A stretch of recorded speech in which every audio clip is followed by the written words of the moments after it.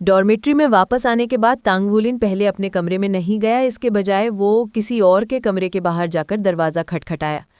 तुम वापस आ गए, क्या बात है? दरवाज़ा खोलकर तांगवुलिन को देखते ही शेशे ने कुछ नाखुशी से कहा। पिछले कुछ दिनों में उसे कोई दिखाई नहीं दिया था, इसलिए वो बाहर जाकर खेलने भी नहीं जा सका।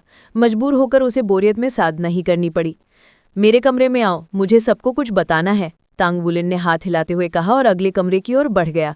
पहले से ही काफ़ी देर हो चुकी थी और सभी अभी अभी डिनर करके लौटे थे, इसलिए वो अपने अपने कमरों में आराम कर रहे थे।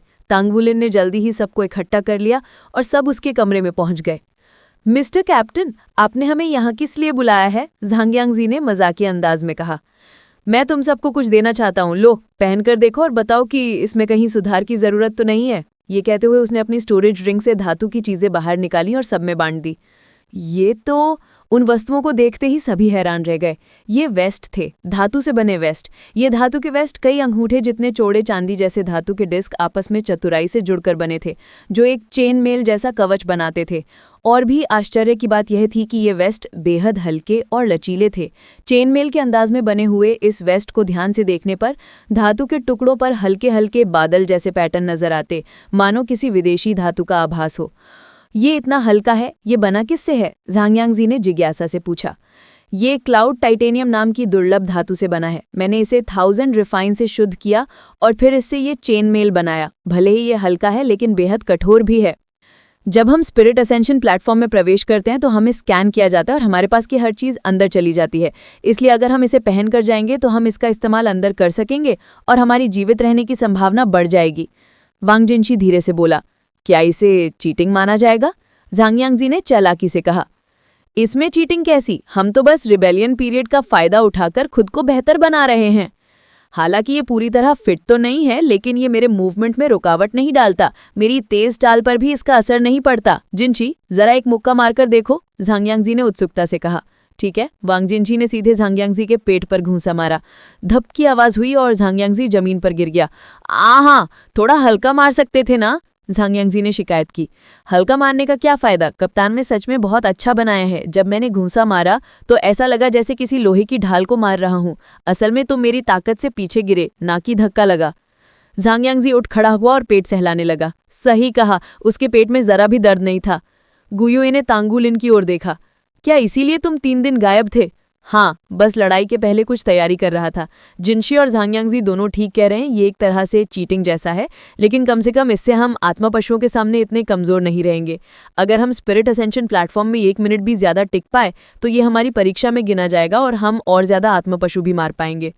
शेषन ने क्लाउड टाइटेनियम वेस्ट को देखा, फिर तांगवुलिन की ओर देखा और उसकी आंखों में थोड़ा सा अपराध बोध उभर आया। तो इसीलिए वो गायब था। चलो जल्दी से पहनकर देखो, तांगवुलिन ने उन्हें टोका। सबने अपने वेस्ट पहनकर देखना शुरू किया। भले ही तांगवुलिन को कपड़े बनाने का ज्यादा अनुभव नहीं था, मगर एक वेस्ट बनाना उसके लिए आसान था। उसने वांग जिनशी के मार्शल सोल ट्रांसफॉर्मेशन को ध्यान में रखकर उसका वेस्ट थोड़ा बड़ा भी बनाया। ठीक है, बस यही था। चलो कल पूरी ताकत लगा देंगे। तांगवुलिन ने अपना दाया हाथ आगे बढ़ाया। शेषे सबसे पहले समझ गया और अपना हाथ तांगवुलिन के हाथ पर रख दिया। फिर वांग जिनशी, झांगयांगजी और गुयुए ने भी अपने हाथ रख दिए। सबने एक साथ कहा, चलो करते हैं। ठीक है। अगली सुबह रात भर की भारी धुंध ने इस सिटी को ढंक दिया था। हर तरफ धुंधला धुंधला दिखाई दे रहा था, लेकिन इस समय स्पिरिट पैगोडा में हलचल मची हुई थी। स्पिरिट पैगोडा के 18 स्तंभों में से एक होने के कारण ये रिबेलियन स्पिरिट असेंशन प्लेटफॉर्म का प्रवेश द्वार था। रिबेलियन स्पिरिट असेंशन प्लेटफॉर्म का एक कार्ड 1 लाख फेडरल कॉइन से ज्यादा में नीलाम होता था और इसकी कोई निश्चित कीमत नहीं थी। हर साल स्पिरिट पैगोडा इन कार्ड्स का वितरण करता था। भले ही आत्मा उन्नति या स्पिरिट असेंशन की संभावना बहुत कम थी, लोग इस मौके के लिए दीवाने हो जाते थे। सवेरे की पहली किरण फूटते ही वूज हांगकांग और क्लास 0 के छात्र ईसी स्पिरिट पैगोडा पहुंच चुके थे। जितनी जल्दी प्रवेश करते उतना ही कम मुकाबला मिलता। याद रखना, अपने चरम पर स्पिरिट असेंशन प्लेटफॉर्म में बहुत से लोग होंगे, जिनमें से कई तुम्हारे दुश्मन भी हो सकते हैं। तुम्हारा एक ही लक्ष्य है, जिंदा रहना। जो अंतिम परीक्षा पास नहीं करेगा उसे दंड मिलेगा। ये सुनकर शेषे खुद को रोक नहीं पाया और उत्सुकता से पूछ बैठा, टीचर वू, दंड क्या होगा? वूज हांगकांग ने एक नजर डाली। तुम्हारी छुट्टियां रद्द कर दी जाएंगी। हर सत्र के बाद 1 महीने की छुट्टी होती थी, इसलिए छुट्टी रद्द होने की बात सुनते ही शेषे की आंखें फटी की फटी रह गई। वो बेसब्री से इस छुट्टी का इंतजार कर रहा था। दूसरे छात्र भी परेशान हो उठे। केवल तांगवुलिन ही शांत था, यहाँ तक कि गुयुई के चेहरे पर भी चिंता झलक गई। चलो। पांचों ने अपने प्रवेश कार्ड जमा किए और एक कर्मचारी के साथ एक परिचित कमरे में पहुंच गए। ईसी शहर की एकमात्र इंटरमीडिएट एकेडमी होने के कारण ईसी एकेडमी की अच्छी प्रतिष्ठा थी और स्पिरिट पैगोडा से अच्छे संबंध भी थे, वरना पैसे होने के बावजूद उन्हें ये अवसर मिलना मुश्किल था। ये कमरा विशेष रूप से उनके लिए बनाया गया था ताकि वू झांगकोंग उन पर नजर रख सके। ये सामान्य सुविधा नहीं थी बल्कि विशेष अधिकार था। कर्मचारी ने चेतावनी दी, रिबेलियन पीरियड में स्पिरिट असेंशन प्लेटफॉर्म बेहद खतरनाक होता है। आप सब कई बार पहले प्रवेश कर चुके हैं, इसलिए आपको चेतावनी देने की जरूरत नहीं है। बस याद रखना, खतरा महसूस होते ही तुरंत एग्जिट बटन दबा देना। जो जितनी बार इस प्लेटफॉर्म में जाता है उसके लिए खतरे कम होते जाते हैं, ठीक वैसे ही जैसे वांग जिनची की पहली बार की घटना थी। पांचों छात्र अपने अपने धातु के कैप्सूल में जा बैठे। कंट्रोल के बाद बॉक्स बंद हो गए और रोशनी गायब हो गई। स्कैन शुरू हुआ और उन्हें स्पिरिट असेंशन प्लेटफॉर्म में भेजा जाने लगा। कर्मचारी ने 5 कार्ड एक स्लॉट में डाले और बड़ा लाल बटन दबाया। ये रिबेलियन पीरियड की सुरक्षा प्रणाली का हिस्सा था। ये कार्ड प्लेटफॉर्म में प्रवेश और उनके प्रकट होने के स्थान का निर्धारण करते थे। कुछ क्षणों बाद पांचों की चेतना लौटी और उनकी आंखों के सामने एक विशाल जंगल था। जंगल देखने में वही था जो पहले देखा था, लेकिन इस बार पांचों साथ साथ प्रवेश किए थे। हवा ताजी थी और पौधे हरे भरे, बिल्कुल पहले की तरह। यहाँ किसी तरह का अंतर दिखाई नहीं देता था। तांग बुलिन ने आदेश दिया, फॉर्मेशन में आओ। वो आगे बढ़कर वैनगार्ड की स्थिति में खड़ा हो गया। वांग जिनची पीछे उल्टी दिशा में खड़ा हुआ। झांगयांगजी बाएं और दाएं सभी बाहर की दिशा की ओर देख रहे थे, जबकि गुयुए बिल्कुल बीच में थी। मंद हरी रोशनी चमकी। ये थी गुयुए जो हवा के तत्वों का इस्तेमाल कर रही थी ताकि उनकी गति और हल्कापन बढ़ जाए। तांग वुलिन ने अपना दाया हाथ उठाया, 2 ब्लू सिल्वर ग्रास छोड़े और उसके पैरों के नीचे एक पीला सोल्डरिंग चमका। 2 लताएं सांपों की तरह घास झाड़ते हुए आगे बढ़ी और रास्ता साफ करने लगी। पहली प्राथमिकता, कम से कम 1 घंटा जिंदा रहना, तभी परीक्षा पास होगी। दूसरी, जितने ज्यादा आत्मा पशु मार सके उतना अच्छा। सब सावधान रहो। 4 ब्लू सिल्वर लताएं फैलकर उसके चारों साथियों की कमर से जुड़ गई ताकि जरूरत पड़ने पर तांग वुलिन तुरंत उन्हें बचा सके। झांगयांगजी ने अपना स्पिरिट सोल छोड़ा और एक काला सा छोटा बाज आसमान में उड़ गया। अपनी बैटल कैपेसिटी बढ़ाने के अलावा वो 10 मीटर के दायरे तक दृष्टि भी साझा कर सकता था। इस तरह उन्हें एक और निगरानी की आंख मिल गई। वे भोले नहीं थे और अंदर कदम रखते ही अपनी मार्शल सोल्स को जारी कर दिया। स्पिरिट पगोडा के मॉनिटरिंग रूम के अंदर एक कर्मचारी ने वू झांगकोंग की ओर मुड़कर कहा, ये बच्चे वाकई अच्छे हैं वू साहब, आप सच में बेहद अच्छे शिक्षक हैं। वू झांगकोंग ने विनम्रता से सिर हिलाया। पहले देखते हैं वो कैसा करते हैं। हालांकि वो हमेशा अपनी भावनाओं को दबाकर रखने वाला और कठोर स्वभाव का था, लेकिन वो अपने शिष्यों के लिए मन ही मन गर्व महसूस कर रहा था। उनकी परीक्षा को देखते हुए उसके मन में 20,000 साल पुरानी उक्ति उभर आई, श्रेक अकादमी आम लोगों को नहीं, केवल राक्षसों को स्वीकार करती है। समय कोई भी हो, श्रेक अकादमी ने कभी इस सिद्धांत से समझौता नहीं किया था। ये बात हर श्रेक छात्र की हड्डियों में दर्ज थी, जो उन्हें गर्व से भर देती थी। पता नहीं ये नटखट बच्चे कितनी दूर जा पाएंगे। एक असली राक्षस बनने के लिए केवल प्रथम श्रेणी की प्रतिभा ही नहीं, बल्कि अडिग दृढ़ता भी चाहिए थी। उसके विचार में उसके 5 छात्रों में प्रतिभा थी, जिनमें से गुये सबसे अधिक प्रतिभाशाली थी। श्रेक अकादमी और स्पिरिट पगोडा के इतिहास में उसके मार्शल सोल जैसा कुछ भी दर्ज नहीं था। वो एक साथ 5 तत्वों को नियंत्रित कर सकती थी, और यद्यपि उसकी सोल स्किल केवल उसके नियंत्रण शक्ति को बढ़ाती थी, फिर भी वो 5 तत्वों को मिलाकर अनेक हमले बना लेती थी। उसी और सोल स्किल की क्या जरूरत थी? उसकी मानसिक शक्ति भी अपने उम्र के साथियों की तुलना में अभूतपूर्व थी। इतनी कम उम्र में स्पिरिट कनेक्शन रियल में पहुंच जाना, और जिस गति से वो बढ़ रही थी, यदि 6 साल बाद ग्रेजुएशन तक वो स्पिरिट सी रियल में पहुंच गई तो उसका भविष्य असीम होगा और पूरे सोल मास्टर संसार को हिला देगा। शेषी बेशक दूसरे नंबर पर था। उसके जुड़वा मार्शल सोल किसी भी युग में दुर्लभ और अद्भुत प्रतिभा माने जाते। हालांकि वे प्राकृतिक नहीं बल्कि कृत्रिम थे, पर फिर भी उसके लिए लाभकारी थे। भविष्य में कौन जानता है, वो शायद कभी। जहां तक झांगयांजी और वांग जिनसी का सवाल था, उनकी प्रतिभा को केवल ठीक ठाक कहा जा सकता था। बोन ड्रैगन किंग और शैडो फैंटिज्म ईगल शीर्ष स्तर के मार्शल सोल नहीं थे, लेकिन दोनों एक दूसरे के अनुकूल थे। यदि वे अपने फ्यूजन स्किल को पूरी तरह नियंत्रित कर पाते तो उनकी युद्ध शक्ति भी शीर्ष प्रतिभा के बराबर हो सकती थी। लेकिन ऐसा होगा या नहीं, ये तो समय ही बताएगा। फिलहाल वे केवल शुरुआती स्तर पर थे। अंत में बात आती है तांग वुलिन की। वू झांगकोंग ने उसे टीम कैप्टन नियुक्त किया था क्योंकि उसमें एक गुण था जो बाकी किसी छात्र में नहीं था। वो दृढ़ था और अपने बेकार माने जाने वाले मार्शल सोल ने उसे कभी पीछे नहीं हटने दिया। वो अपने साथियों के पीछे पीछे धीरे धीरे कदम बढ़ाता रहा। उसके अंदर जन्मजात दिव्य शक्ति थी जो निम्न रैंकों में उसके मार्शल सोल की कमी को पूरा कर देती थी। और सबसे खास बात, वो एक वेरिएंट मार्शल सोल रखता था और उसके पास रहस्यमय गोल्डन ड्रैगन क्लॉ था। पांचों में वो शायद सबसे मजबूत था, लेकिन अभी कहना जल्दबाजी थी। यदि उसका मार्शल सोल आगे भी विकसित होता रहा तो वो एक दिन गुये जैसा सुपर जीनियस बन सकता था। टैंग वुलिन का स्थिर स्वभाव उसे सबसे उपयुक्त नेता बनाता था और वो अपने साथियों का ख्याल रखने में भी स्वाभाविक था। सबसे अहम बात, वो जिम्मेदारी उठाने का साहस रखता था। वू ज़ैंग की सबसे बड़ी आशा थी कि टैंग वुलिन परिपक्व होकर इस पीढ़ी का एक महान प्रतिभा बन जाए। उसके 1000 रिफाइंड हथौड़ों ने भी साबित कर दिया था कि वो फॉर्जिंग के क्षेत्र में प्रथम श्रेणी की प्रतिभा था और कभी इस मार्ग से विचलित नहीं होगा।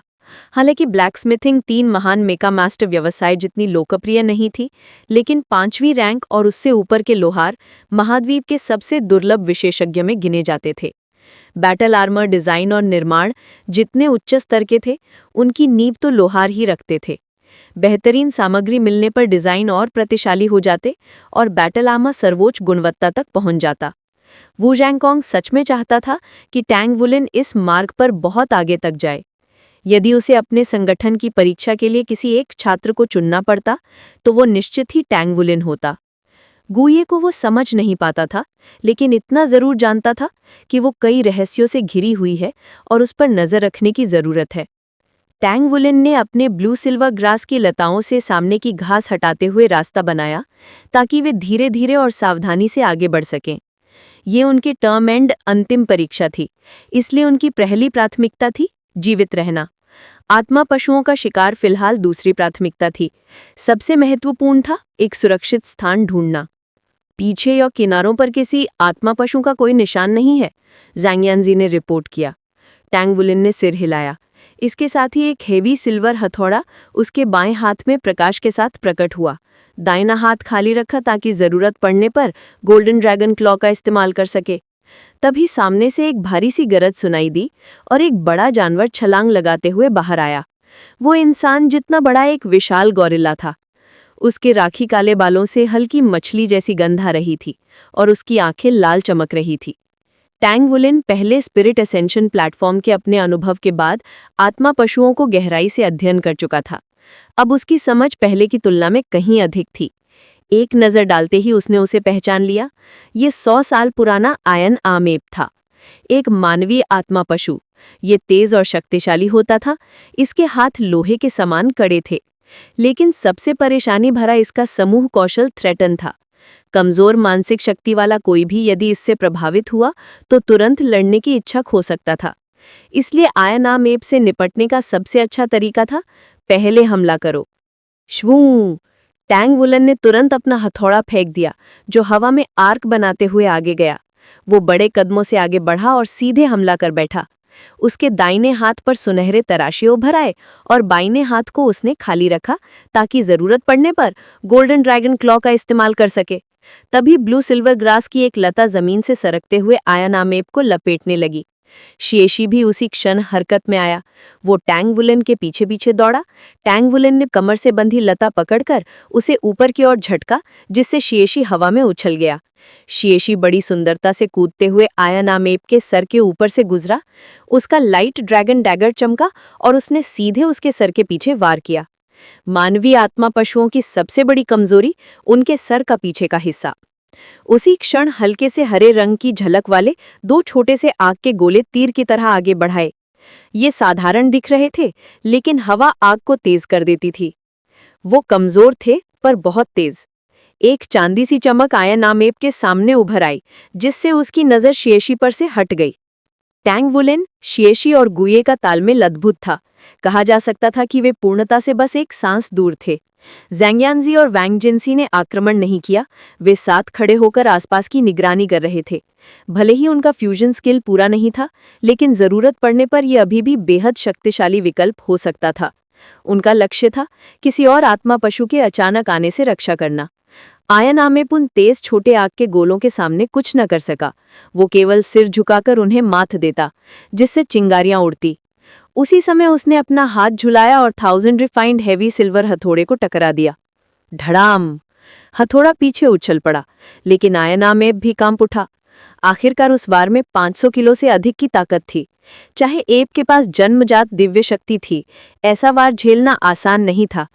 टांग वूलन सबसे अंत में वहां पहुंचा था, लेकिन वो अचानक रुक गया और उसने वापस लिए हुए हथौड़े को उठाया। तभी उसके पैरों के नीचे से एक पीला रिंग उभर आया। ब्लू सिल्वर ग्रास की एक एक बेल लोहे बहा वाले वानर के शरीर पर लता की तरह चढ़ने लगी और देखते ही देखते उसने उसे पूरी तरह बांध लिया। उसके अपार शक्ति के बावजूद आयनान एप उससे खुद को छुड़ा नहीं पाया। अचानक उसके सिर के पीछे एक चमक दिखाई दी। शिए शिए ने आग के गोले से हुए विचलन का फायदा उठाते हुए तेजी से उसके सिर पर वार किया। हू! 100 वर्षीय आयनाम एप ने एक जोरदार दहाड़ लगाई और उसकी लाल आंखों में एक भयावह चमक उभरी। उसने सिर के पीछे वार करने वाले हाथ को झटकने की कोशिश की, लेकिन वो अपना हाथ आधा भी नहीं उठा पाया था कि उसके आंखों की चमक गायब हो गई और उसका 2 मीटर ऊंचा विशाल शरीर जमीन पर जोरदार आवाज के साथ गिर पड़ा। शिए शिए की पहली सोल रिंग चमकी और 100 वर्षीय आयनाम एप से एक नरम रोशनी का गोला निकलकर उसके चारों ओर घूमने लगा। ये निश्चित रूप से आयनाम एप की स्पिरिट एनर्जी थी। जैसा कि उन्हें बताया गया था, विद्रोह काल के दौरान स्पिरिट एनर्जी को अवशोषित करना सामान्य से काफ़ी धीमा होता है। खुशनसीबी से ये सिर्फ एक 100 वर्षीय जानवर था, इसलिए इसके अवशोषण में ज़्यादा समय नहीं लगेगा। जब शिए शिए ने अपने लाइट ड्रैगन डैगर से वार किया था, तब वो तुरंत जानवर को मार नहीं पाया था, क्योंकि आखिरकार उसकी खोपड़ी बहुत कठोर थी। लेकिन उसने अपने पहले सोल स्किल का प्रयोग उसी समय किया जब खंजर अभी भी उसके सिर में था, और इसी तरह उसने खंजर को दिमाग तक धकेल दिया और उसे नष्ट कर दिया। टंग वूलन ने शिए शिए की तरफ अंगूठा दिखाया और अपना ब्लू सिल्वर ग्रास वापस बुलाने ही वाला था कि पीछे से जांग यांगसी बोला, बाईं तरफ कुछ देर के लिए सुरक्षित है। टंग वूलन ने बिना झिझक बाकी सबको बाईं ओर ले जाने का निर्णय लिया। 100 आत्मा पशु को मारने के बाद वो बहुत देर तक एक ही जगह रुकने की हिम्मत नहीं कर सकते थे। आयनाम एप के प्रकट होने से लेकर उसके मरने तक मुश्किल से दर्जनों सेकंड ही गुजरे थे। इस पूरी लड़ाई में गुए युए की भूमिका सिर्फ उसे भ्रमित करने की थी, लेकिन वो बेहद महत्वपूर्ण थी। इसी वजह से वे कम स्तर की साधना के बावजूद इतनी साफ और तेज जीत हासिल कर पाए। ये उनकी 3 महीने की स्पिरिट असेंशन प्लेटफॉर्म की लड़ाई का अनुभव था। किसी सोल मास्टर की ताकत सिर्फ उसकी साधना या सोल स्किल से नहीं आकी जाती, उनके प्रयोग और तकनीक भी उतने ही महत्वपूर्ण हैं। कई प्रतिभाशाली सोल मास्टर होते हैं, लेकिन जहां युद्ध अनुभव की कमी है, वहां वे अपनी वास्तविक शक्ति का प्रदर्शन नहीं कर पाते। इसीलिए वू ज़ांगकोंग ने ये सब इसलिए किया था ताकि छात्रों की नींव मजबूत हो सके। युद्ध के अनुभव में वृद्धि के साथ वे अपनी शक्ति का 120% प्रदर्शित कर पाएंगे। उदाहरण के लिए शिए शिए ने लाइट ड्रैगन ब्लेड का प्रयोग ठीक उसी समय किया जब खंजर अभी भी उसके सिर में था। ऐसे निर्णय सिर्फ युद्ध अनुभव से ही आते हैं। वे बाईं तरफ सैकड़ों मीटर तक भागते रहे और उन्हें कोई दूसरे आत्मा पशु नहीं मिले, इसलिए टांग वूलन ने कहा, रुको, यहाँ कुछ देर आराम करेंगे। यांगसी, इस बार तुम निगरानी करो। जी, जांग यांगसी ने जवाब दिया और तुरंत पास के एक ऊंचे पेड़ पर चढ़ गया। वहां से उसने एक तरफ खुद निगरानी रखी, जबकि उसका ब्लैक ईगल स्पिरिट दूसरी तरफ नजर रख रहा था। टंग वूलिन और शिए शिए पद्मासन में बैठकर अभी अभी हुई लड़ाई में खर्च हुई सोल पावर को वापस जुटाने लगे। हालांकि उन्होंने ज्यादा सोल पावर नहीं खर्च की थी, लेकिन स्पिरिट असेंशन प्लेटफॉर्म में हमेशा अपनी स्थिति सर्वोत्तम रखना जरूरी था। इसी तरह वे ज्यादा देर तक जीवित रह सकते थे। जांग यांगसी ने तेजी से कहा, 3 लोग हमारी तरफ आ रहे हैं, 2 लड़के और एक लड़की, उम्र लगभग 15 या 16 वर्ष। उनमें से एक के पास 3 रिंग है, बाकी दोनों के पास 2-2 रिंग है, और उनमें से एक इस समय स्पिरिट एनर्जी अवशोषित कर रहा है। बिना किसी चेतावनी के लाल रोशनी की एक लकीर आसमान चीरती हुई पेड़ की उस शाखा की ओर आई जहां जांग यांगसी बैठा था। मुझे देख लिया गया। जांग यांगसी तुरंत नीचे कूद पड़ा और अपने पंख फैलाए, जबकि बाकी चारों एक साथ खड़े हो गए और जांग यांगसी के संकेत का इंतजार करने लगे। जब वे 3 लोग सामने आए तो टंग वूलिन आश्चर्य में पड़ गया। उनके बीच खड़ी लड़की वही थी, मूशी। मूशी के ऊपर एक धधकता हुआ आग का गोला तैर रहा था। जाहिर है अभी का आग का गोला उसी ने छोड़ा था। मूशी का शाइनिंग सन मार्शल आर्ट बहुत शक्तिशाली था और लंबी दूरी से हमले में माहिर था। गुए युए की तुलना में उसकी ताकत कहीं ज्यादा थी, और बात ये नहीं कि उसके पास 3 रिंग हो चुके थे। तुम? मूशी भी टंग वूलिन को देखकर उतनी ही हैरान थी और उसका शाइनिंग सन की चमक थोड़ी मंद पड़ गई। सीनियर शिष्य बहन, टंग वूलिन ने तुरंत 2 कदम बढ़कर ऊंची आवाज में अभिवादन किया। मूशी ने सिर हिलाया। हम चलते हैं। वो तुरंत मुड़कर आगे बढ़ गई। टंग वूलिन उसकी ठंडी प्रवृत्ति का आदी था, लेकिन वो ये नहीं समझ पाया कि पलटते समय उसकी आंखों में गर्व की चमक थी। वो अपनी तीसरी रिंग पर गर्व महसूस कर रही थी और उसने देखा कि टंग वूलिन के पास अभी भी सिर्फ एक ही रिंग है। सीनियर शिष्य बहन, जांग यांगसी ने समझदारी से नजर टंग वूलिन पर डाली। अच्छा, तो मामला ये है। आपकी शिष्य बहन तो काफी सुंदर है, आपने हमें पहले क्यों नहीं मिलवाया? सीनियर बहन, क्या हम साथ नहीं जा सकते? मूसी ने मुड़कर देखना भी जरूरी नहीं समझा और दोनों लड़कों के साथ जंगल में गायब हो गई। उसकी मौजूदा ताकत के साथ वो स्पिरिट असेंशन प्लेटफॉर्म में सबसे शक्तिशाली सोल मास्टर्स में से एक थी, इसलिए टंग वुलेन जैसे एक दो रिंग वाले छात्रों के साथ रहना उसके समय की बर्बादी थी। टंग वुलेन ने बेबसी से कहा, वो मेरे शिक्षक की बेटी है, लगता है उसे मैं ज्यादा पसंद नहीं हूँ, इसलिए हम ज्यादा नहीं मिलते। शिए हंसा, ये सीनियर बहन तो बड़ी कठोर है। ज़ांग यांगसी, अगर दिलचस्पी है तो कोशिश करके देख सकते हो, हम तुम्हारा साथ देंगे। ज़ांग यांगसी ने सिर हिलाया, नहीं, मैं इतना दबना पसंद नहीं करता, और अभी हम बहुत छोटे हैं, हमें पढ़ाई और साधना पर ध्यान देना चाहिए। शिए ने भाव उठाई, अरे मैंने तो सिर्फ जान पहचान की बात की, सोच में क्यों डूब गए? तुम उसकी नज़र में बच्चा हो। ज़ांग यांगसी ने गर्व से कहा, रुको, 5वीं कक्षा में पहुंचते पहुंचते मेरे पास भी 3 रिंग होंगी। गुएयुए ने पूछा, आप क्या करेंगे? टंग वुलेन बोला, रुको, इस इलाके में बहुत ज्यादा आत्मा पशु नहीं है, जब तक परीक्षा पूरी नहीं हो जाती हम यहीं रहेंगे, फिर खुद जाकर शिकार करेंगे, अभी जल्दबाजी की जरूरत नहीं। बीच बीच में जंगल के बड़े पेड़ों के बीच में 5 फिर तैनात हो गए और उन्होंने एकदम परफेक्ट रक्षा तैयार कर ली। विद्रोह काल में आत्मा पशुओं की संख्या सामान्य से कभी गुना ज्यादा होती है और वे अत्यंत आक्रामक भी हो जाते हैं। सिर्फ 20 मिनट में उन्हें 10 से ज्यादा आत्मा पशु मिल चुके थे। ज्यादातर 10 वर्षीय थे जिन्हें उन्होंने जल्दी मार दिया, 100 वर्षीय भी आए पर मारने में मेहनत लगी। सब लोग स्पिरिट एनर्जी बांट लेते थे, न्याय के लिए नहीं बल्कि जल्दी अवशोषण के लिए। शिए ने आयनाम एप से मिली स्पिरिट एनर्जी अवशोषित करने में लगभग 10 मिनट लिए और उसके दोनों सोल रिंग में लगभग 5-5 साल बढ़ गए। स्पिरिट सोल को अगले स्तर तक विकसित करना धीरे धीरे होता है और शिए का स्पिरिट सोल 1000 वर्षीय बनने में अभी बहुत समय लगेगा। वे आधे समय तक बच चुके थे और अब तक कोई बड़ा खतरा नहीं मिला था, इसलिए वे काफी सहज थे। विद्रोह काल इतना बुरा नहीं है, ज़ांग यांगसी ने थोड़ी राहत महसूस करते हुए कहा। सबसे खतरनाक स्थिति तब होती जब वे किसी बहुत शक्तिशाली आत्मा पशु से टकराते और भागते भागते एक के बाद एक दूसरे शक्तिशाली आत्मा पशु से भी टकरा जाते। हालांकि ये तरीका धीमा था और कम आत्मा पशुओं का शिकार होता था, लेकिन ये सबसे सुरक्षित तरीका था और जीवित रहने की संभावनाएं बढ़ाता था।